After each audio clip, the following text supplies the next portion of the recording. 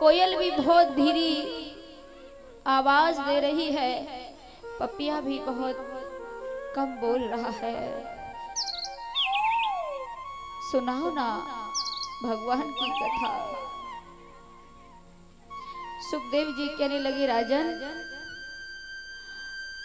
कल आपने सुना कि यह कंस मारा गया था। कथा में कंस की 2 पत्नियां थी, अस्थि प्राप्ति विधवा हो गई। जब उनके पिता को, अस्थि प्राप्ति के पिताओं को पता लगा कि मेरी बेटी विधवा हो गई, महासंग्राम हुआ भगवान के ऊपर। आज भगवान जो परसों की कहकर आए थे, आज यहाँ बरसों बीत रही हैं माधव को।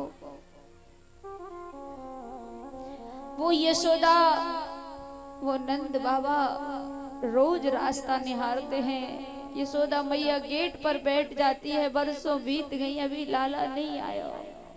लाला के वियोग में यशोदा मैया तो पागल सी हो गई थी। राजन इधर नंद रानी एक दिन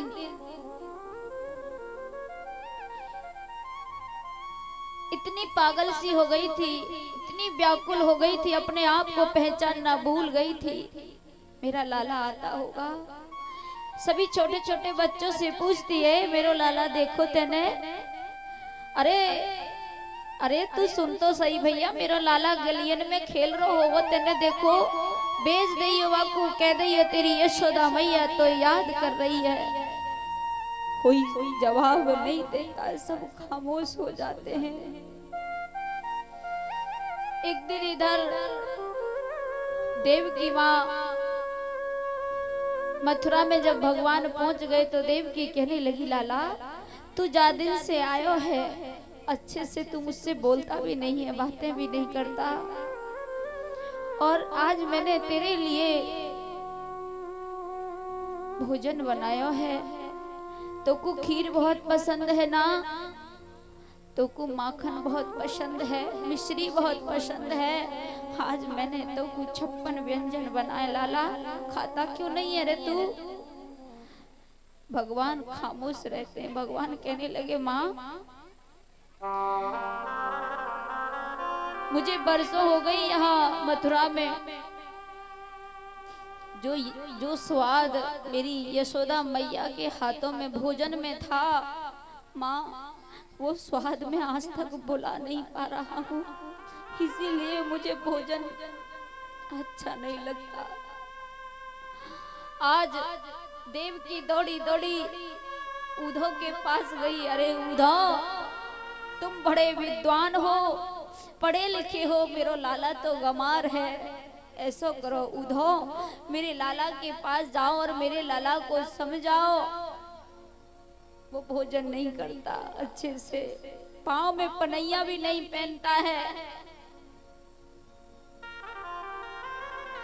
उद्धव कहने लगे, मैं जाके समझाता हूँ।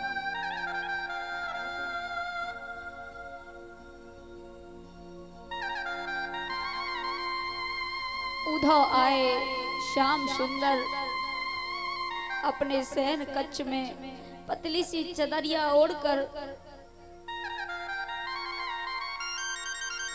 सो रहे थे। आंखों से आंसू बह रहे हैं गोविंद की से। सोच रहे हैं, मेरे गोपी वालों को मैं वादा करके आया था कि मैं परसों आ जाऊंगा, आज मुझे बरसों बीत गए, यहाँ पर कैसे जीते होंगे वो। उद्धव आए, उद्धव ने कहा, अरे श्याम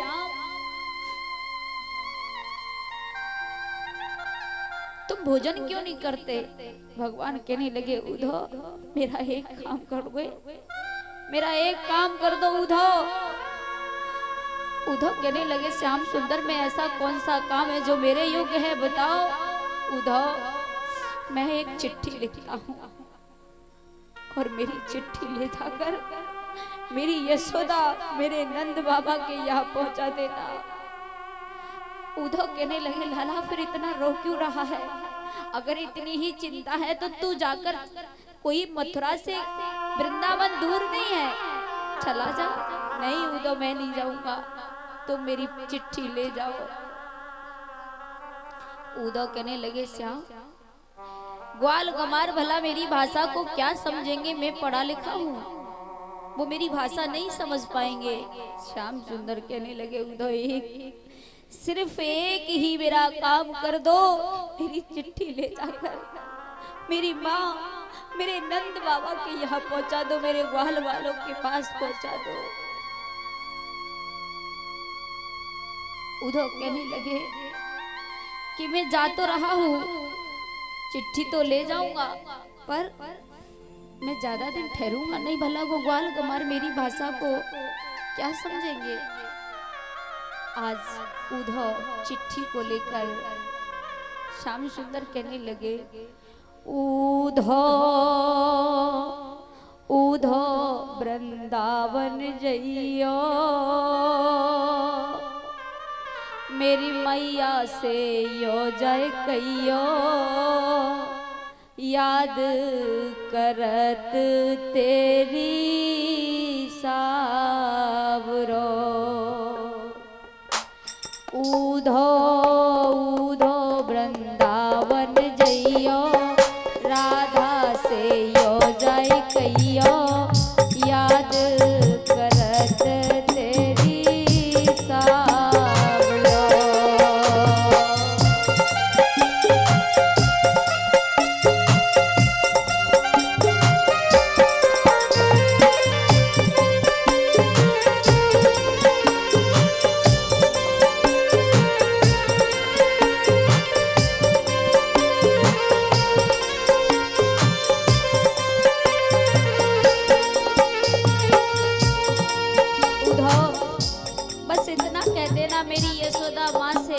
राधा रानी से कि तुम्हें श्याम बहुत याद करता है, दिन नहीं चैन रात नहीं नींदिया,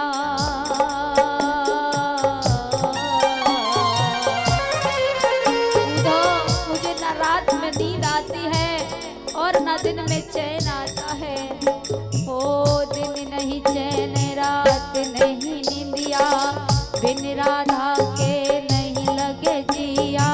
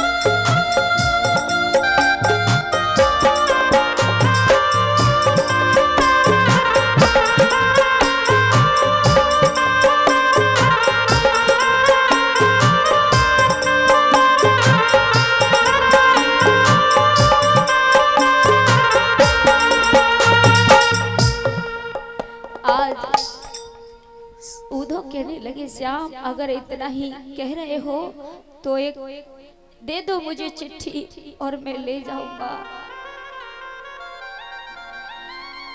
श्याम सुंदर कहने लगे उद्धव जिस रथ में मैं बैठकर आया था उसी रथ में बैठकर जाना, और सुनो ये मेरा मोर पंख धारण कर लो, इधर आओ उद्धव, और मेरा ये पीतांबर है ना ये भी अपने गले में डाल लो, क्योंकि ये पहचान है, पहचान जाएंगे सभी ग्वाल वाल देखकर तुम्हें कि ये मथुरा से आए हैं। आज उद्धव को अपना मोर पंख दे दिया, पटका दे दिया, जाओ उद्धव। उद्धव रथ लेकर जा रहे हैं। भगवान का एक मधुमंगल नाम का ग्वाल था, भगवान से बड़ी मित्रता थी उसकी, पर गरीब बहुत था।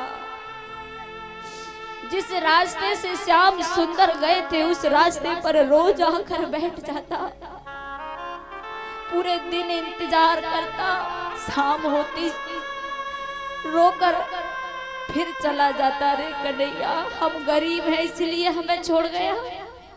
तू तो बरसों की कह कर गया था, बरसों बीत गई, अभी तक तुम नहीं आए। जैसे देखा रथ उस मधुमंगल ग्वाल ने, आज मोर पंख दिखाई दे रहा है, वही रथ दिखाई दे रहा है, वही पीतांबर दिखाई दे रहा है। सोचने लगा आज मेरा श्याम सुंदर आ रहा है, मैं छिप जाऊंगा, उससे बात नहीं करूंगा, वो मुझे बहुत मनाएगा, तब मैं मानूंगा कुछ उसकी बातें। एक झूठ की आट में दुबक गया। उस पागल को क्या पता था कि ये कन्हैया नहीं है, ये तो कोई और ही है। देखा कि रथ अब आगे बढ़ गया। आज मधुमंगल नाम का ग्वाल सर पटक पटक कर जमीन पे मारने लगा। कन्हैया, भूल गए हमें, आज पहचान भी नहीं रहे हो। उस पागल को नहीं पता था कि ये कन्हैया नहीं, ये तो कोई और है।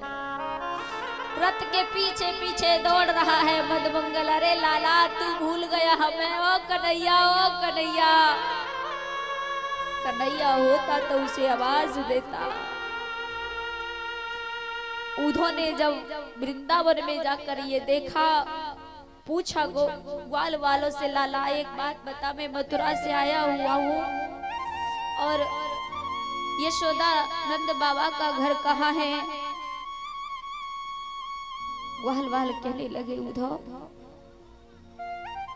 यशोदानंद बाबा के घर की पूछने की किसी से आवश्यकता नहीं है। जो ये नाली बह रही है, ये कोई साधारण जल नहीं है, ये ब्रजवासियों के आंसू है, गोप गोपियों के आंसू है, यशोदानंद बाबा के आंसू है, ये कोई साधारण जल नहीं है। ये नाली में जो बह रहा है, चले जाओ इस नाली जहां ये नाली समाप्त हो जाए वही यशोदानंद बाबा का घर है।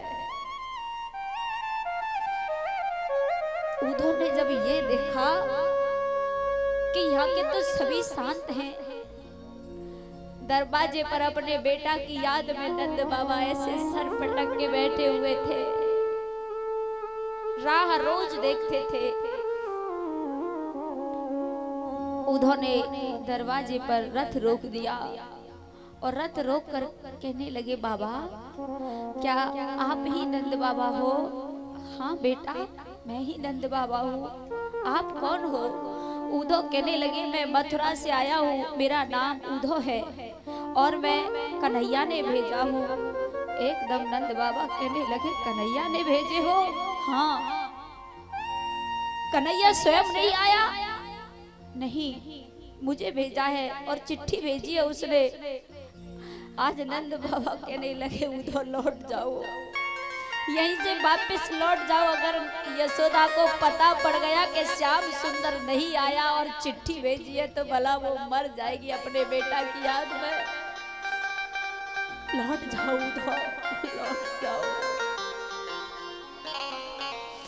उद्धव, मैं तुम्हारे हाथ जोड़ रहा हूँ, बेटे का गम मुझसे सहन नहीं होता, तो लौट जाइए आप, लौट जाइए। उद्धव कहने लगे, नहीं बाबा, एक बार मुझे यशोदा माँ के दर्शन तो करने दो। ठीक है भैया, अगर दर्शन करना चाहते हो तो दूर से कर लेना, अंदर मत जाना। आज उद्धव ने जब ये देखा कि यशोदा पालना में एक कपड़े के गुड्डे को अपना बेटा समझकर झुला रही है, माँ के दिल से बढ़कर कोई दिल नहीं होता। माँ जितना अपने बच्चों से प्यार करती है ना, वो कोई नहीं करता। इधर उद्धव ने जब ये गोपियों का हाल देखा, एक वृक्ष के नीचे सारी गोपियां आपस में चर्चा कर रही हैं। उद्धव पहुंच गए। उद्धव ने कहा, गोपी मेरा नाम उद्धव है, मैं मथुरा से आया हूँ और तो तुम्हें कन्हैया बड़ा याद करते हैं। गोपियां कहने लगी, उद्धव अगर श्याम सुंदर याद करते तो एक बार हमारी खबर जरूर लेते। हम हर बात भूल गए उनकी, पर उनका प्यार हमारे हृदय में आज भी जिंदा है। बरसों बीत रही है। हो हम भूल गए रे हर बात, उदो हमार बात भूल गए। हो हम भूल गए रे हर बात, मगर तेरा प्यार नहीं भूले। हम भूल गए रे हर बात, मगर तेरा प्यार नहीं भूले। क्या क्या हुआ दिल के साथ, क्या क्या हुआ दिल के साथ, मगर तेरा प्यार नहीं भूले। भूल गए रे हर बात, मगर तेरा प्यार नहीं भूले।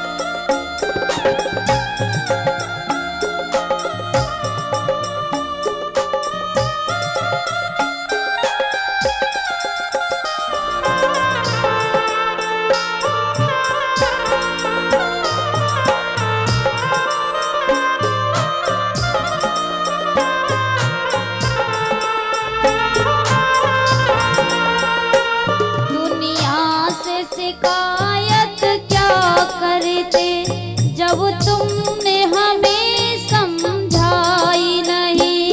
गैरों को भला क्या समझाते जब अपनों ने समझाई नहीं। तूने छोड़ दिया रे मेरा साथ, तुमने छोड़ दिया रे हमरा साथ, मगर तेरा प्यार नहीं भूले। हम भूल गए रे हर बात, मगर तेरा प्यार नहीं भूले।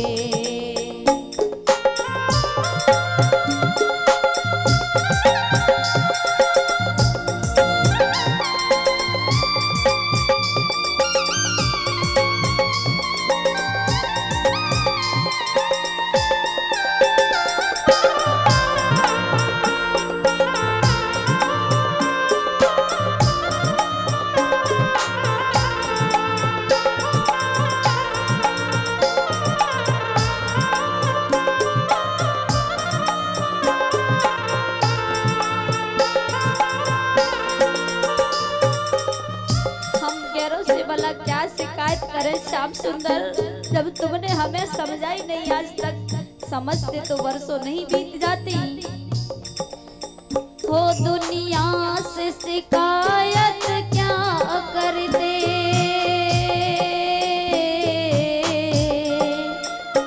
दुनिया से शिकायत क्या करते जब तुमने हमें समझाई नहीं। गैरों को भला क्या समझाते जब अपनों ने समझाई नहीं। तूने छोड़ दिया रे मेरा साथ,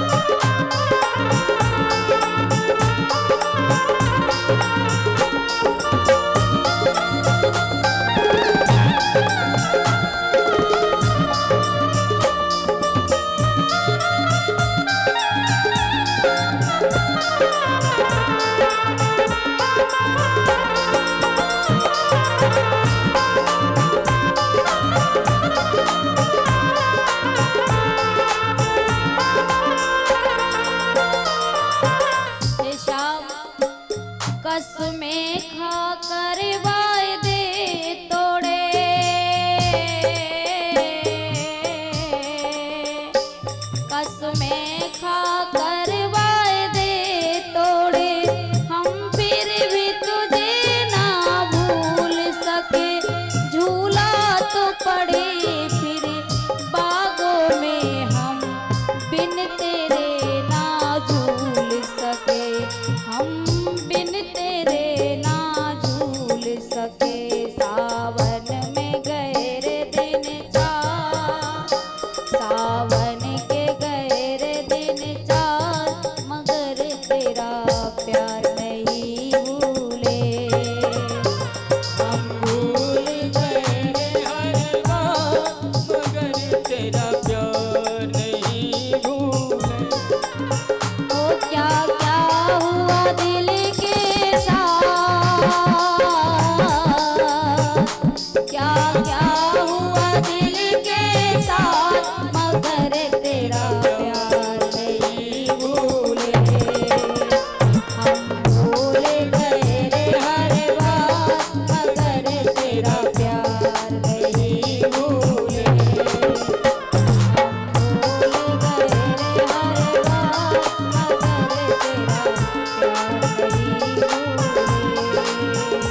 हम भूल गए रे हर बात, मगर तेरा प्यार नहीं भूले।